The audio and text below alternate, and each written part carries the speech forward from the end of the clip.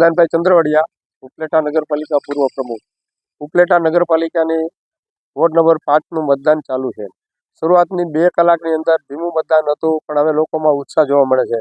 Bharatiya Janata party તરફી અત્યારે મતદાન થઈ રહ્યું છે અને પેનલ ટુ પેનલ મત થઈ રહ્યા છે. 2 વર્ષના વહીવટદાર શાસન બાદ લોકોને એમ થયું કે હવે અમને ચૂંટણી આવી છે, અમારા મનપસંદ ઉમેદવાર પસંદ કરવાનો એને મોકો મળ્યો છે. અને આમ જોઈએ છીએ કે માહોલ બહુ સારો છે, લોકોમાં ઉત્સાહ છે અને મતદાન સારું એવું થઈ રહ્યું છે.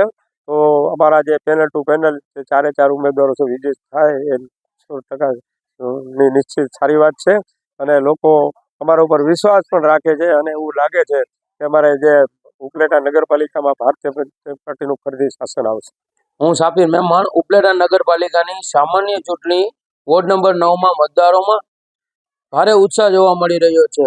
ત્યારે વોર્ડ નંબર 9માં મોટાભાગે સ્લમ વિસ્તાર આવતો હોવાથી અમારા માજી સુધરે સભ્ય રજાકભાઈ હિંગોરા અને તેના પરિવારની સેવાકીય પ્રવૃત્તિને ધ્યાનમાં રાખીને લોકો બહોળી સંખ્યામાં મતદાન કરી રહ્યા છે.